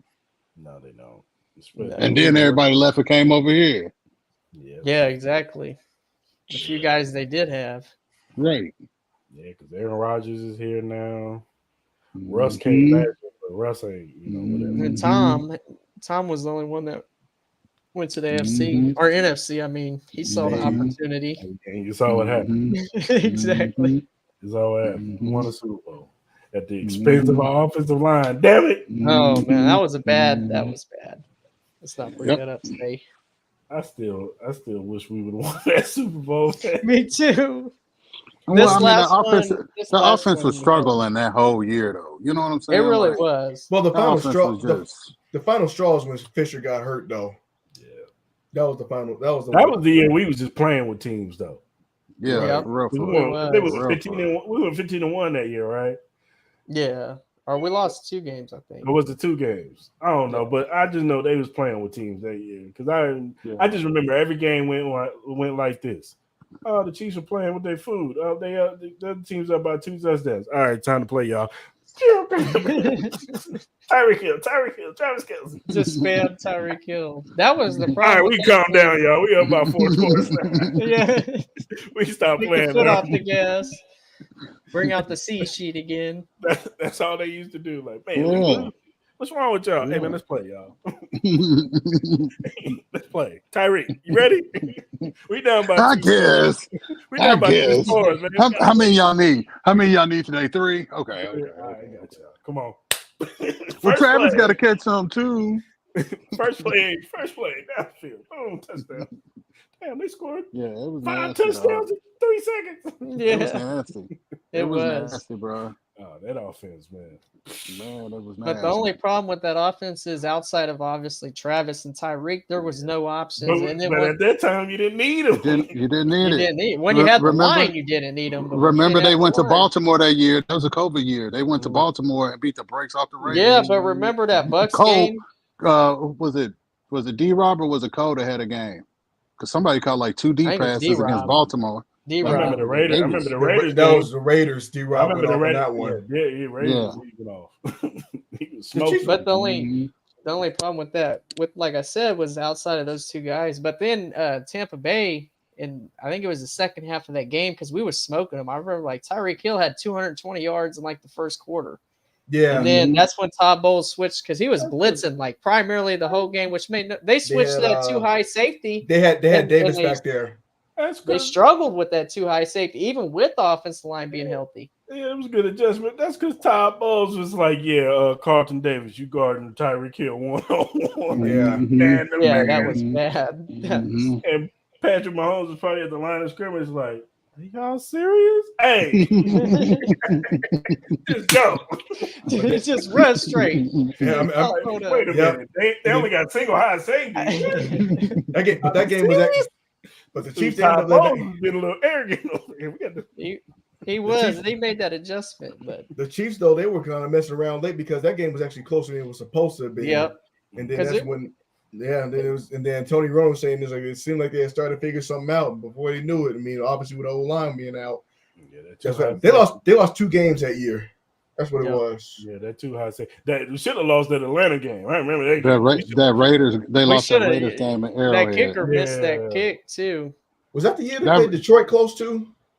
Yeah. Yeah. I think. No, that was the year before. That was the year before. Was that 19? Detroit was Super Bowl year. Yeah. No. Yeah. That they won it. That they won it. Yeah, that's right. They were on the road and then they did that flip play. Yeah, I remember now. Because the year, like I said, the year after, that's what I said. That Chiefs team, they knew they was the best. Like they knew they was the best team in the league. They played like it. Like it was just like, man, we sleepwalking through this season, man. Like, damn. We got to play. Because they had because the Panthers came to Arrowhead and the Jets came to Arrowhead that year, and they was playing around with both of them. Like I said, that last game against Atlanta, we should have lost that game. Yeah, they got lucky. They got lucky. That was one of the because all the other games, it was like, all right, we pulled it out at the end. But that game, I was like, man, we should have lost that game. I don't know how we won that game. You want to talk about playing? They was playing. They didn't take Atlanta serious at all. No. They was like, man, Calvin Ridley had a big day that day too. Calvin Ridley was smoking us. AJ wasn't that AJ Terrell? AJ Terrell. Yeah, he was balling. He had like a couple picks, like because Pat was just like whatever. And then the kicker missed that kick. AJ Terrell was like, "Oh, word." I'm real out here. I am pretty good. I know Atlanta sucks, but I'm pretty good. So, yeah, they always play that way though. That's the thing that they always annoy about the Chiefs though. Yeah, like play down to their competition, man. Yeah, y'all just Lakering it up, huh? That's what y'all doing. We can't afford to do that this year. No, at all. No, at all. They are truly the hunted. In every way possible, they are the fucking hunted. Yeah. They better not take nobody for granted. At all. Ain't nobody playing with them this year, dog. No, they looking at the Ain't Chiefs. Nobody. Like, yes. Chiefs like yes. They Yes. coming to get y'all. Yes. Bills, Bengals, Yes. Chargers, Broncos, all of them. They looking at it Let's get them on the road in the playoffs. You know what I'm saying? Even though they in the NFC, the Eagles is chomping at the Yeah. bit of that Monday night game. We Yeah, want for our real. game. For real. We real. want to They show not we the playing. best team in the league. Absolutely, dog. So This yeah. is gonna be tough, man. This is gonna be it tough, is. dog. All they're gonna talk about was as far with the Eagles thing is they're gonna talk about this would have happened. We would played on a real field, like the Chiefs ain't playing on the same field. That's like that was crazy. I'm sick of hearing about. I'm that sick field. of that excuse. Yeah, It's only one way to settle it. It's coming. That's the beauty of it. And then all of that talk goes away. All of it. And then our luck, it rained that day. Yeah, exactly. It snows. That's okay. They're talking about field conditions, okay. but still bad. It's okay. They're gonna smack them. They still gonna smack them. Yeah. That's all right. Philly should be used to the rain. No, you still Philly gotta should play be used to the snow. Yeah, Philly should be used to the cold. Well, I don't know the about that wind, because Buffalo's still crying about the snow up there for that playoff game. Listen. Philly plays in nasty weather. Buffalo should shut up too. Shit, They they should. get bad weather too. Yeah, That's whether what I'm worse, saying. It don't make any. They just got their ass kicked by the Bengals. Yeah, Like the they Bengals did. just beat them up front. Like The old, Look, that was the just old, a ass whooping. It That looked like what game- happened the other day. The other day at the the OC dock just or looked lost whatever. in that game. That's what it looked like. I saw I OC. don't care for Ken Dorsey. I don't care. I for saw Ken OC Dorsey. that looked lost. That's what I saw. I'm like, He some of these reminds play me of calls don't Kellen make any Moore. sense. Yeah, He reminds me of Kellen Moore. I don't care Me for too. Ken Dorsey. I think Ken Dorsey is going to be the downfall of the Bengals. He's going to cost Sean McDermott his job. Mm-hmm. yeah. He's going to cost Sean McDermott his job because their philosophy is, by all means, we got Josh Allen. Kellen Moore gonna end up getting a job in for the Chargers. They'll fire Brandon Staley before they fire Kellen Moore. Watch. Of course. Watch. And Kellen Moore is not a good OC. I've He's never not. thought he was good. He's another Brandon Staley to me. If he He's took, not, I don't think would be a good head coach. Yeah, I don't think He's so. the reason why Dak threw the 10 picks. Like, you don't give him no running game at all. And you got Dak would- Zeke, and you got Dak- Pollard. Dak is most successful when he's not throwing the ball 30, 40 times a game. Yep. Yeah. But you put him in a situation where he's throwing it 40 times a game consistently. Like, nah, man, you don't have the pulse of that team. He can get away with it with Justin Herbert, though, because Herbert loved to throw the football. You know what I'm And saying? that's why McCarthy wanted to take over the play calling. because they didn't have no balance. They had Yeah. no balance in Dallas. I don't think he'll that do works all out right for in McCarthy, Georgia. though. I don't think it'll work for him either. I think you still get fired, in my opinion. Yeah. I don't think he should have took over play calling, more responsibility. If he runs the football, because history shows when McCarthy is play calling, when he had Aaron, Yeah. he forgot he needed a running game. But that's when he had Aaron. I think with Dak, He he'll be never called running plays. Never. Yeah. Never. They didn't even have a Aaron- running back for like 3 to 4 years. Aaron just throwing the ball in the stands when he didn't see something he liked. Just throw this shit in the stands, man. I'm like, dog. But Kellen Moore drew that up. Like he talked about, we practiced this a lot, and then that's the play that he. That's the play. The 49er play that disturbed me to my core. Where they just he got an OC job somewhere. Yeah, he else? said we drew this up. We practiced this multiple times. Like you thought Yeah. this was a good idea. You actually thought this would work. Yeah, I'd that be like Zeke's final play, that was almost as bad as that play that the Colts ran whatever that was. That was up there. I don't know what that was, but a memo should have went out like Kellen Moore will no longer be an OC in the NFL. it should have been announced over the intercom. Yeah. That's what should have happened. He'll be coaching high school now. Man, that's actually I don't know. that's actually a I might have to compliment. go a level lower.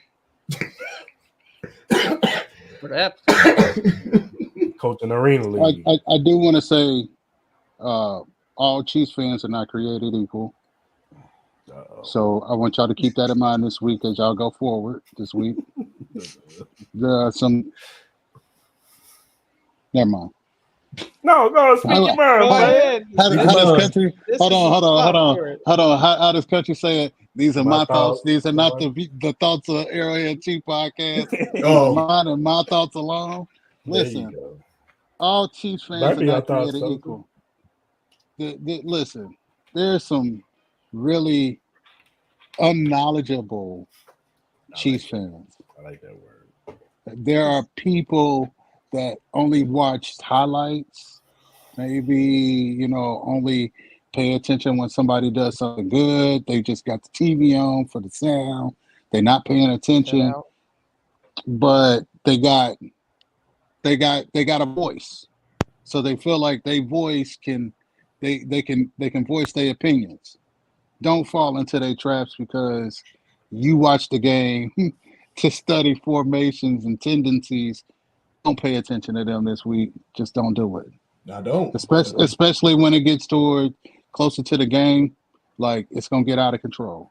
Hit that mute button. So just keep that in mind when the game starts on Sunday and they on Twitter and they saying some ignorant shit. Just ignore them, man. Just ignore them. Right. I'm saying this more for myself than I am for y'all because it chapped my ass and I get hot and then I'll be ready to cuss them out. But don't do it, though. Just don't. I'm done. You know what? I wanted to tell you something. I'm not sure if y'all talked about it last week at all, but did y'all finish the all of the quarterback season, right? Yeah. Mm-hmm. Pat Mahomes should have been 12 for 12 in that second half. Because that one play was designed for what's his name? Wiley. Yeah. And that was the only missed pass. I'm like, that's crazy. I'm like, Pat would have been 12 for 12 in that half, and then they would still have been arguing. Yeah. That's just greatness right there. It is. Especially because he re-aggravated the ankle sprain. Yeah, he did. Completely re-injured it. He was basically back to step one after resting it for 2 weeks. That 30 minutes really did help, though, and they said that, gave him some time to go work on it. But obviously, you can only do so much in 30 minutes. Did just enough. Yeah, exactly. Yeah. Came out damn near perfect in the second half. You know what I'm saying? Icy hot patch on it's a miracle. Yeah, icy hot. It's a miracle. I'm not sure how much he paid that trainer to make that move and everything from where he was in Texas back to KC, but that was worth every penny though. For him to be able to spend that much on it. I'm like, jeez. Bobby. Yeah. I was like, yeah. Definitely. I was like, man, I got the wrong business. Yeah, for real. Well, all right, fellas. This was a good pod, man. This new afternoon pod, we're more rejuvenated, we ain't wiping cold out our eyes and Afternoon delight. Shut up.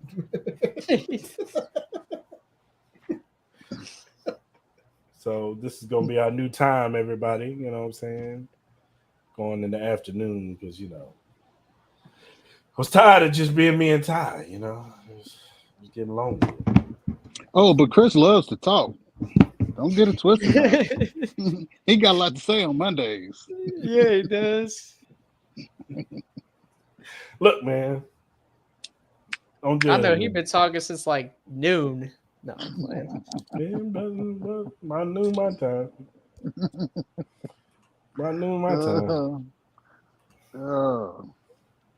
Appreciate you, brother. Right on, Joe. All right, man. If you look down at the bottom, you see the link. Where? Every morning quarterback, emqpodcast.com/locker-room. You go to that link, you see the locker room access of all the podcasts that's under the Every Morning Quarterback umbrella. You'll see a 49ers one, a Patriots one, Jets one. You see ours, Arrowhead Chief Podcast. Click on the banner. You see all our episodes from the past to the recent ones. Go ahead and subscribe, follow us, do all that good stuff. Also, subscribe to the YouTube channel if you're new here. Subscribe, hit that notification bell so when our lives pop up, boom, you'll get them. You know what I'm saying? And you jump right on in here and be like Joe, be in the comment section talking trash. You know what I'm saying? What is Joe talking about? Oh yeah, right on, Joe. Also, check out their podcast. They just started putting episodes up. You know what I'm saying? Every Morning Quarterback. Shout out to them. They talk about everything league wide. They on college football. They just covered the AFC North last week, and I think in a couple of weeks they do our division, AFC West. So check them out. Shout out to them. Whatever streaming platform you use, whether it be Apple, Google, Alexa, all of them. Wherever you do your streaming podcast on, Arrowhead Chief Podcast is on there. Go ahead and check us out. And whatever social media platform you use, whether it be Twitter, Instagram, Facebook, TikTok, and even Threads. We're on Threads too. Hit us up, man. You know what I'm saying? Follow us. I can't hear you, Ty. Follow us. You know what I'm saying? And we will, you know what I'm saying, follow you back because Clarence, what's our motto? We are not Hollywood. And what Joe says, we're Hollywood. Sometimes we take a TV or two. He says, But no, follow us. We'll follow you back. Interact with us. You know, give us feedback. You know what I'm saying? Topics and stuff y'all want us to bring up about the Chiefs. Make sure it's within reason and talk to us nice and normal. I'm sending Ty to your house. You know what I'm saying? and don't be on those weird comments like that dude was earlier. Yeah, I don't know what that. yeah, I don't know. He wanted, He want to see Clarence with tube socks and He wants you to eat mayo. And, Yeah, that was. I don't know. I don't know what that was about. Fans like that get banned. Yeah. Fans like too that much, get banned. I don't even know if he was a fan. He could have been just he's just a troll. I think he was a troll. Yeah, some weird. Whatever. But yeah, follow us, man. And you know, like I said, talk to us nice and normal. Or we'll make Ty play you on 2K. That's what it will do. We'll make you play you on 2K, and you got to play him. He'll beat you. And then when he loses, he's gonna say, "I'm just a kid." You're gonna do a kid like that?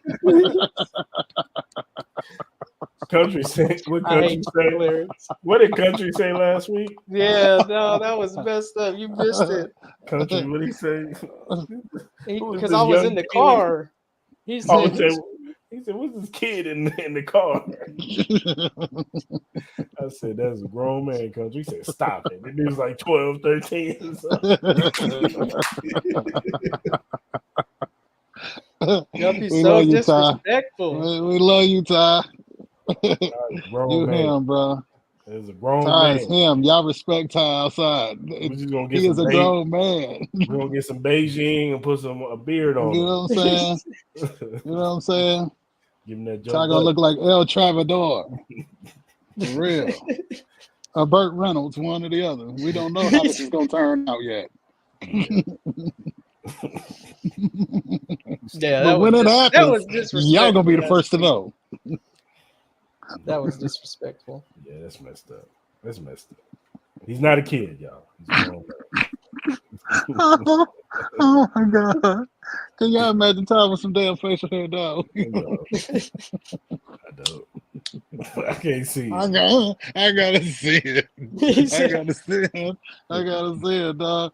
We gotta get him a mustache, bro. Got to. He gonna have a filter on Ty next week. mustache. He gonna have a filter on next week.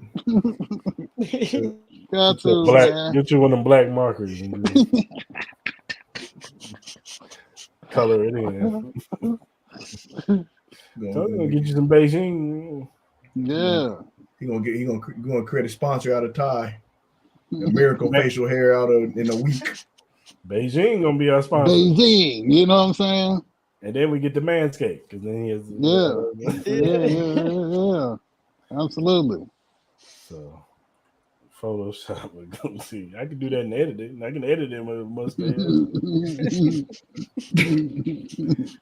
I'm tired looking like Ragnarok. All right, fellas. I'm happy. All right, Chief Kingdom. Until next time, we go.